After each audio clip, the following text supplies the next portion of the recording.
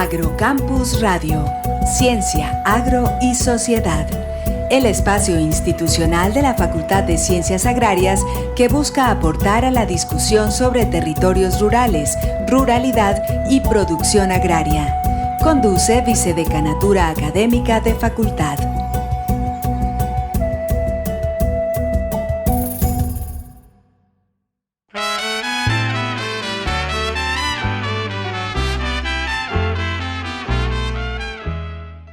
Buenas noches, les damos la bienvenida a su programa Agrocampus, el espacio institucional de la Facultad de Ciencias Agrarias que busca aportar a la discusión sobre la ruralidad, territorios rurales y la producción agraria.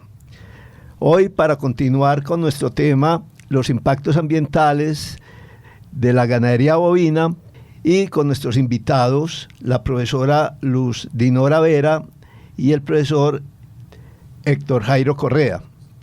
Hace 8 días quedamos en punta del debate, que esta vez sí tenemos un debate, y el profesor Héctor Jairo se quería referir a, estábamos en un punto muy específico, la demanda de agua para la producción de carne. Profesor Héctor Jairo. Sí, de nuevo, buenas noches para los radioyentes.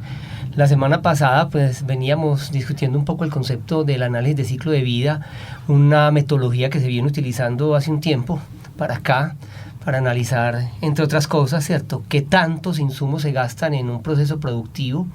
Y mi punto de vista sobre y que además pues no es solamente mío, sino que la profesora Luz Dinora seguramente lo sabe, hay muchos críticos sobre este tipo de enfoques y también del enfoque de la huella ecológica, entre otras cosas, porque requiere una cantidad de información que particularmente en Colombia es difícil de obtener porque nuestros datos estadísticos son supremamente bajos.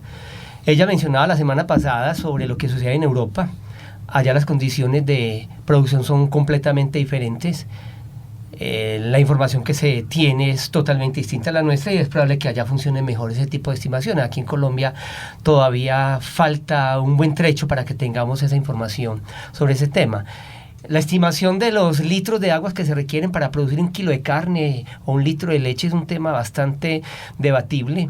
Mi punto de vista es que eso no es un gasto, o sea, desde el punto de vista económico, porque fíjense nuevamente, esto termina siendo un asunto económico, de cuánta agua, de cuánto fósforo, de cuánto nitrógeno finalmente está participando en un proceso productivo y cuánto se eso da a exportar. O sea, finalmente termina siendo más un concepto de un corte económico que un concepto ecológico, y en ecología hay que volver a los conceptos básicos de lo que es la circulación de la materia y del flujo de la energía, y mi concepto sobre este asunto es que el agua fluye sobre estos sistemas. Claro, hay una evapotranspiración, pero esa evapotranspiración finalmente hace parte del agua atmosférica que finalmente vuelve y regresa a través de la lluvia, de la condensación, posiblemente en otro punto, pero al punto donde está el potrero entra de otro lado, es decir, hace parte de un ciclo, de un sistema abierto como es la Tierra, de tal manera que no es un gasto, sino que es un proceso productivo, que realmente a mí a veces me queda un poco difícil utilizar términos económicos o de contable cuando hablamos de ecología. Me parece un poco complicado eso, y yo creo que eso son conceptos que hay que tomarlos con un poco más de tranquilidad y de detalle. Cuando hablamos, por ejemplo, en producción de carne, hacíamos un ejemplo la reunión pasada, en la discusión pasada, y los datos son muy variables. Es decir, aquí hablar de 15.000 litros, eso no es cierto. Y es un dato que viene circulando hace mucho tiempo, y eso no es cierto. 15.000 es un solo dato, pero es muy variable, y uno puede encontrar valores desde 6.000-7.000 litros por kilo hasta 15 o 20.000 litros, dependiendo del sistema de producción. Es decir, uno hace ese cálculo, por ejemplo, en la bichada, y a uno le puede dar 20.000 litros, porque las ganancias de peso son muy bajas. Los animales demoran mucho tiempo en un potrero, y las precipitaciones son relativamente bajas. Entonces uno puede encontrar valores de hasta 20.000, pero uno pudiera tener una ganadería, por ejemplo, en Santa Rosa de Osos o San Pedro de los Milagros con 2.000-2.500 milímetros al año, y allí, y con ganancias de peso que pueden oscilar entre 600-800 gramos a punta de pasto quicuyo solamente sal mineralizada, y allá uno puede encontrar valores de 6.000-7.000 litros de agua por cada kilo de peso ganado. Entonces fíjense que es muy variable, es supremamente variable, y todas las estadísticas que la profesora Luz Dinora daba la semana pasada no son así. Uno no puede hablar de que un 5% en un asunto, que un 45% en otro, no. Son valores supremamente variables, y no podemos meter en una misma canasta unos valores cuando los sistemas son tan variables. Enseguida hablaremos sobre los gases de efecto invernadero y particularmente el metano. Muy bien. Lo que yo concluyo de lo que dice el profesor Héctor Jairo no está en discusión la cantidad de agua que se extrae, que es muy alta. A pesar de que estamos en un rango muy amplio, dependiendo, como decía el profesor Héctor Jairo, del tipo de ganadería. Segundo, lo que nos falta acá, y es explicable desde por múltiples causas, no hay plata para la investigación, etcétera, etcétera, es que nos falta investigar más, medir más. Como decía un profesor del programa anterior, tenemos muy buenos recursos humanos, muy capacitados, pero muy poca plata para investigar. Ese es el segundo aspecto. Y de ello se deriva entonces que no está en duda la utilidad de esta información, sino que nos falta hacer más trabajo. Y el cuarto punto es, dentro de esta economía globalizada y dada los volúmenes de producción de los que estamos hablando, si bien los ciclos, como el ciclo hidrológico, los ciclos del carbón, etcétera, siguen vigentes en la ecología, eso no se discute, pero ahora lo que interesa es que esos ciclos son interrumpidos y detenidos. Si yo me llevo el agua, como ponía el ejemplo de la pampa húmeda, o me llevo el fósforo, eso nosotros no va a venir de otra parte donde se va a compensar. Los ciclos están siendo interrumpidos. Las minas de fósforo es un problema ya para la agricultura, ¿cierto? De dónde obtener los fertilizantes fosforados. La fertilidad natural de la pampa húmeda, como decir, del Valle del Cauca, que eso es lo importante, se extrae absolutamente todo y se transporta a las producciones animales de estos otros países. O sea, no tenemos cómo el ciclo de fósforo llegue y no tenemos cómo el ciclo del agua vuelva. O sea, ecológicamente, profesor Héctor Jairo, estoy de acuerdo con usted, el problema de la economía es que está interrumpiendo esos ciclos. Entonces, ahí sí tenemos que hablar dónde se están interrumpiendo y casi siempre es en contra de los territorios y las comunidades más débiles. Profesora Ainhoa. Bueno, realmente pues estamos de acuerdo en que sí, en Colombia falta mucha investigación. Sin embargo, las investigaciones que se han hecho en otros países se tienen que tener en cuenta para poder hacer comparaciones con lo que nosotros tenemos o los pocos datos que nosotros podemos alcanzar a tener. Y dentro de eso, pues el análisis de los impactos asociados a la actividad pecuaria están relacionados con efectivamente lo que usted acaba de plantear, los fosfatos, los nitratos, el amoníaco, el óxido nitroso, el metano, patógenos, materia orgánica, que están impactando no solamente nuestros recursos naturales, sino que además estamos quedando sin algunos recursos como el fósforo, como lo planteaba bien usted, y esos impactos, aunque no los hayamos medido en Colombia, sí se están generando en nuestros países en América Latina, porque estamos exportando no solamente ese forraje para la actividad ganadera en otros países europeos, sino que estamos exportando también algunos elementos que hacen parte de nuestros recursos naturales. Entonces, eso hay que tenerlo en cuenta. Hay procesos de eutrificación de las aguas superficiales, que eso no lo podemos negar, que se viene estudiando en Colombia de manera incipiente, pero en países europeos es un problema grandísimo que ya hace parte de esos sistemas acuíferos y de sistemas de fuentes de agua que ya no están generando todo el oxígeno que se requiere para poder tener otros procesos productivos como el piscícola. Entonces hay que entender muy bien todo ese proceso integral de un proceso productivo como el sistema pecuario. No es solamente el agua, sino todo lo que viene alrededor de esos impactos ambientales. Bueno, es innegable que la ganadería, como cualquier otro tipo de actividad productiva, genera impactos ambientales, es innegable. Y de diferente tenor dependiendo de lo que estemos hablando. O sea, no es lo mismo hablar, por ejemplo, de nitrógeno, como hablaba tu profesora, que el fósforo, que hablar de gases de efecto invernadero, que hablar de deterioro ambiental en términos de erosión o que hablar de deforestación. Es decir, los impactos ambientales son muy diversos, son bastante diversos, y la ganadería efectivamente lo hace. Uno puede decir aquí que la ganadería no lo está haciendo. Sí lo está haciendo, solo que en algunos casos ni siquiera tenemos manera de medir qué tanto lo hace, y en otros casos, aunque se hacen estimaciones, algunos dudamos de los resultados que se tienen de esas estimaciones. Vamos al caso precisamente de los gases de efecto invernadero, que en el caso de la ganadería se concentran básicamente en 3 gases, que son el CO2, el metano y el óxido nitroso. De eso también hay un debate bastante grande a nivel mundial. El IPCC es el organismo que lidera más o menos y establece los mecanismos para hacer los inventarios de gases de efecto invernadero a nivel mundial en todo tipo de sistema productivo, incluido lógicamente ganadería. Sin embargo, hay quienes pensamos que hay unos fundamentos que no son correctos en lo que ellos consideran dentro del gas de efecto invernadero, y particularmente yo soy de la idea, como muchos otros, que el metano, por ejemplo, es un gas de efecto invernadero de un impacto muy pequeño, supremamente pequeño, casi que insignificante en lo que el calentamiento global se refiere, por unas 2 razones sencillas. El IPCC reconoce que el gas de efecto invernadero más importante a nivel mundial es el vapor de agua.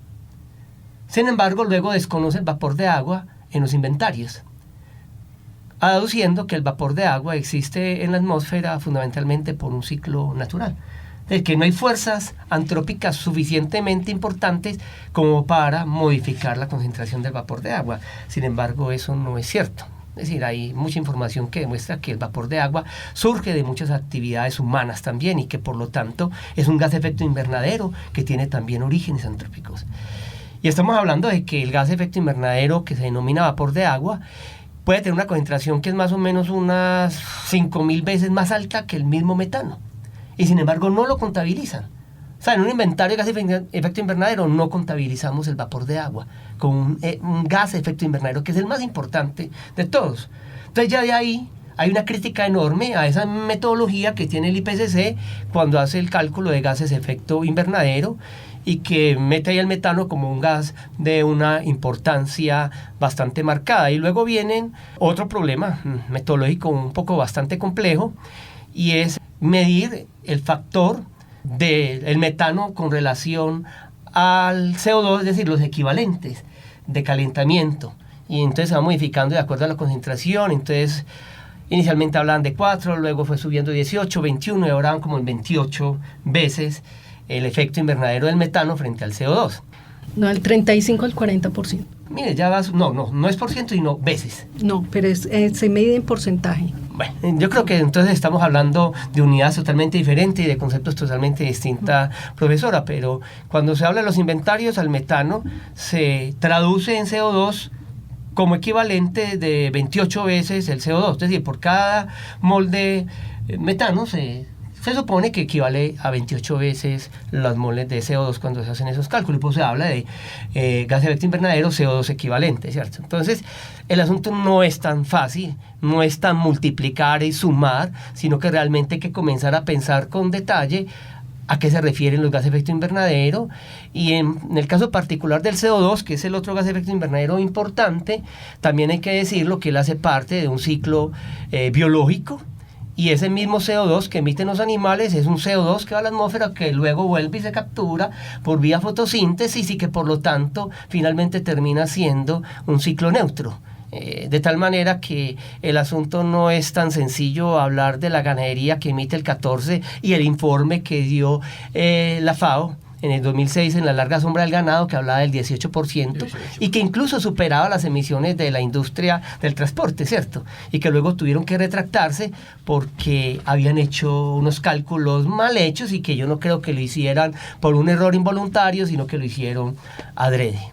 Yo sí quería aclararle al profesor Héctor que el tema de los gases de efecto invernadero, que en el 2017 la FAO vuelve y publica un informe donde hace la corrección y dice es 14.5%. Ese 14.5% es de la totalidad de los gases de efecto invernadero por todas las actividades industriales que hay en el mundo, ¿cierto? O sea, La ganadería tiene ese 14%, y de ese 14.5% nosotros tenemos que pensar no solamente en la producción de ganado, sino en todo lo que implica ese análisis de ciclo de vida, que es la deforestación, es el forraje, es el transporte, o sea, todo eso alrededor de ese 14.5%. Y ahí está entonces incluido el dióxido de carbono, porque el transporte tiene efectos del CO2 y es el 9% y está calculado en Europa. El metano es el 35 al 40%, el óxido nitroso es el 65% y un gas que se le olvida a ustedes, el amoníaco, que es el 64%. Entonces esos datos son de la FAO del 2017. Yo tengo dos apreciaciones. Sí. La primera es que el vapor de agua está, y la cantidad de agua en el planeta Tierra ha sido más o menos la misma, ¿cierto? Entre todo el ciclo hidrológico. Entonces ya su efecto en calentamiento global, uno puede decir que es una constante. Antes de que empezara el calentamiento global o después, ha sido una constante. El problema es ahora que puede disminuir por la alta tala de deforestación, y los árboles son bombas de agua, realmente lo que hacen es eso, bombear. Entonces, esa precisión. Pero también me quiero ir al otro punto, es, digamos, todas las cifras y todos los impactos de una ganadería altamente industrializada, como la europea, la china, la norteamericana. Yo me pregunto, si bien esas son investigaciones que nos sirven como parámetros, que nos muestran una realidad, que nos ponen el semáforo en rojo, nuestra ganadería, ¿qué tanto participa de esos impactos? Lo digo porque buena parte de toda esta crisis ambiental nos la cargan a los países subdesarrollados, y cuando vamos a ver quiénes son los que verdaderamente en cantidades significativas, de acuerdo a las investigaciones, están aportando esos gases, efecto invernadero, ganadería, industrialización, etcétera, ¿qué tanto nos toca a nosotros? No quiero decir que no haya que hacer caso, sino cuáles serían las preocupaciones de nosotros. Nosotros tenemos una fuerte preocupación, ahí sí, en la deforestación. Ahora en todo el Guaviare y la selva amazónica hay una actividad enorme de deforestación con la ganadería, a pesar de las normas que lo prohíben. Tenemos un problema de contaminación de aguas. Entonces, en esos impactos, ¿cuál, sin descuidar ninguno obviamente, pero a cuál deberíamos poner cuidado en aras de buscar alternativas en la ganadería, que ya se están buscando? El Departamento de Producción Animal aquí en nuestra universidad está investigando fuertemente sobre medidas de mitigación en gases de efecto invernadero, el mejoramiento de pasturas de manera de reducir el área necesaria para alta productividad. También se está trabajando no solamente en nuestra facultad con los profesores de agronomía y de zootecnia, sino en muchas instituciones del país. O sea, se están identificando unas series en aquellos problemas que son cruciales para nosotros, sin decir que no le pongamos cuidado pues a estos gases de efecto invernadero. Sí, no, efectivamente, y no solamente pues aquí en la universidad, sino que ya hay una serie de alternativas tecnológicas que se han venido trabajando a nivel mundial para reducir las emisiones de gases de efecto invernadero. Una de las más importantes, y que no solamente trae beneficios en ese sentido, sino beneficios ambientales de todo tipo, son los sistemas silvopastoriles. Definitivamente sembrar árboles es una necesidad para los animales, para el bienestar animal, por el tema lógicamente del sombrío y de bajar las temperaturas, para el tema de la conectividad biológica, para el tema lógicamente de la captura de CO2, en fin. Es decir, digamos que la primera alternativa tecnológica tendría que ser sistemas silvopastoriles, eso sí es indudable. Y luego de ahí vienen otro tipo de alternativas, mejoramiento genético, algo se ha trabajado en eso, pero eso digamos que en nuestro país la aplicabilidad en el grueso de la ganadería es muy baja, por el tipo de sistemas de producción que tenemos que predominan, que es la ganadería tropical, mucha de ella extensiva, y la utilización de algunos aditivos que puedan modificar un poco la fermentación ruminal y hacerla un poco más eficiente, pero se ha venido trabajando y lógicamente el departamento también lo ha hecho. Hay profesores como el profesor Luis Alfonso Giraldo, el profesor Rolando Barahona, que han trabajado bastante a esos temas y que lógicamente sus resultados han sido publicados y poco a poco seguramente comenzarán a salir esos resultados positivos. Luis Alfonso ha trabajado muchísimo en el tema de reforestación, particularmente aquí en Antioquia, y yo creo que en muy pocos años, si no es que ya hay evidencias positivas de el efecto que ha tenido esa incorporación de árboles en estos sistemas productivos.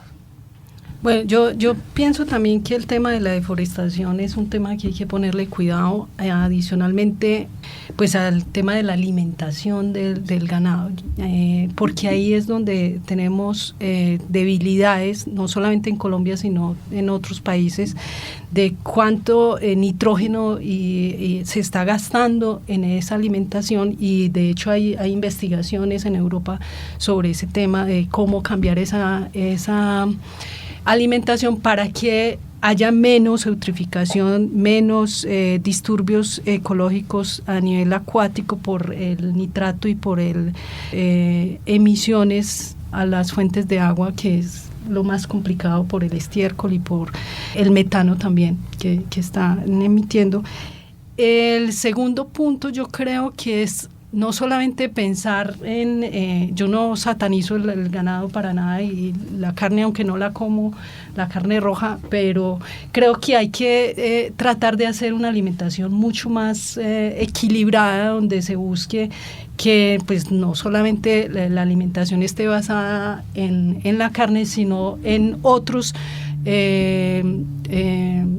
alimentos nutritivos y proteínas que pueden hacer parte de esa dieta. Y los ovinos, por ejemplo, que tienen menos, no sé, ahí el profesor Héctor, yo le pregunto a él, pero yo creo que los ovinos, las aves, empezar a hacer una dieta más integral y más diversificada, que nos ayude también a limitar ese consumo, como lo están haciendo también en otros países de Europa. Lo que pasa es que los sistemas de producción europeos son muy diferentes a lo que sucede en el trópico y particularmente en Colombia. En Europa hay países que tienen unos problemas ambientales supremamente complejos, países como Dinamarca, como Holanda, donde la población animal es supremamente alta, y ellos realmente tienen problemas bastante complicados, y lógicamente los estudios que ellos tienen son muchísimo más completos de lo que tenemos nosotros. De hecho, ya hay políticas que restringen, por ejemplo, lo que usted decía con el tema del nitrógeno, que restringen la cantidad de nitrógeno que se puede utilizar como fertilizante en potreros y en otros cultivos. Está reglamentado en varios países europeos. En el caso nuestro, nosotros hemos hecho unos trabajos en el norte de Antioquia que demuestran que efectivamente la cantidad de nitrógeno que se utiliza en estos sistemas productivos son exageradamente altos, y es una de las causas seguramente de la eutroficación que se viene dando en esa cuenca del Río Grande 2, que además le presta servicios a la ciudad de Medellín, y por lo tanto el costo de purificación de esa agua seguramente es mucho más alto, toda vez que se vienen los procesos de eutroficación. Y nosotros somos conscientes de eso, hemos hecho algunos datos, la información que hay es una información a partir de trabajos de investigación, pero difícilmente nosotros podemos generalizar eso para todos los sistemas de producción que hay en el país. En el departamento de Nariño también hay sistemas de producción de lechería especializada con ganado Holstein y con quicuyo y raigrases, sin embargo allá la utilización de fertilizantes es supremamente bajo. De tal manera que eso es muy importante, uno lograr identificar los sistemas y dependiendo de eso comenzar a hacer recomendaciones para que se mitiguen esos impactos ambientales y que además redunde lógicamente en eficiencias ambientales, pero también económicas. Es decir, ¿para qué utilizar 500 kilos de nitrógeno hectárea año cuando con 200 o 150 es suficiente? Simplemente porque hay lamentablemente unos criterios equivocados entre los ganaderos sobre el uso de este tipo de insumos. Hay más, pues en esa investigación que usted menciona en el norte, vimos cómo se fertiliza en suelos muy ácidos, donde el aprovechamiento de los fertilizantes va a ser muy bajo, donde lo primero es aplicar enmiendas o correctivos de la acidez cal para después hacer eso. O sea, hay una serie de situaciones. Y la otra situación que me parece delicada es no solamente, aquí sí podemos llamar ganaderos, el caso de la leche especializada, porque sí son productores que han construido un hato por más de 20, 30 años, con una genética alta, etcétera, pero también hay que mirar la presión de la agroindustria. en que los productores tienen sus niveles de producción, etcétera, pero si detrás está la agroindustria presionando, porque es que me tiene que producir tantos de litros de leche para que sea rentable con determinada sanidad, ¿cierto? Entonces, uno lo que logra ver en esas zonas es que hay una presión muy alta de la agroindustria sobre los productores. Tal vez en el caso de Nariño, usted conoce más que yo, allí la presión de la agroindustria no es tan alta como en el norte antioqueño. Sí, claro, porque es que la producción en Nariño, no obstante que incluso los sitios donde produce sobre el nivel del mar es mucho mayor que aquí en Antioquia, estamos hablando de 3.800, casi 4.000 metros sobre el nivel del mar, a veces allá el quicuyo ya desaparece, pero el grueso de la ganadería no utiliza mucho fertilizante, se utiliza pero muy poco, la verdad, no es mucho por una razón muy sencilla, el costo de transporte de esos insumos hasta allá es bastante alto. En el pasado se podían importar desde Ecuador a precios bajos, pero en la actualidad no es así.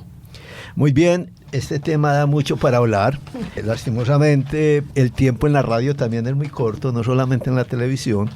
Les agradecemos al profesor Héctor Jairo y a la profesora Dinora su tiempo y sus aportes, y los dejo en compañía de ellos para que se despidan, y si tienen algún comentario final, alguna sugerencia o alguna otra observación, la hagan. Los esperamos a ustedes dentro de 8 días. Y buenas noches. Bueno, buenas noches, muchas gracias por la invitación, y creo que hay que seguir trabajando el tema y yo creo que se necesita una política nacional para seguir investigando el tema y hacer una ganadería mucho más que tenga menos impacto ambiental en Colombia y en todas las regiones y los municipios. Mis conclusiones sobre este par de entrevistas de estos dos programas es que es indudable que la ganadería, como cualquier sistema productivo, genera impactos ambientales, pero que sin embargo, lamentablemente en Colombia nos falta todavía mucha información para que podamos cuantificar con precisión. O sea, se tienen estimaciones en los que utilizan muchos supuestos, pero que tengamos información precisa, como sucede en otros países, en otras latitudes, hay una distancia enorme. De tal manera que se necesita información. O sea, realmente para que podamos pensar en medidas de mitigación y reglamentación necesitamos información. No podemos tampoco trabajar en el vacío. Es lo primero. Lo segundo es que tenemos que ser muy cuidadosos en la interpretación de los datos, en el manejo de la información. Realmente en esto también hay visiones totalmente diferentes. Yo expongo las mías y son personales. Esto no es una posición de departamento ni mucho menos, de tal manera que también tienen que tomar mis ideas con mucho cuidado y quizás con desconfianza, pero eso es bueno porque eso los lleva a leer con mayor detenimiento y a pensar que los conceptos no todos son perfectos y que hay mucha tela que cortar en este asunto.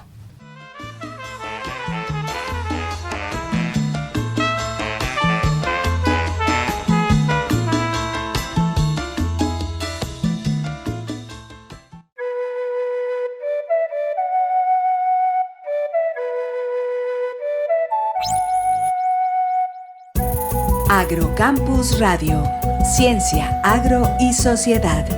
El espacio institucional de la Facultad de Ciencias Agrarias que busca aportar a la discusión sobre territorios rurales, ruralidad y producción agraria. Conduce Vicedecanatura Académica de Facultad.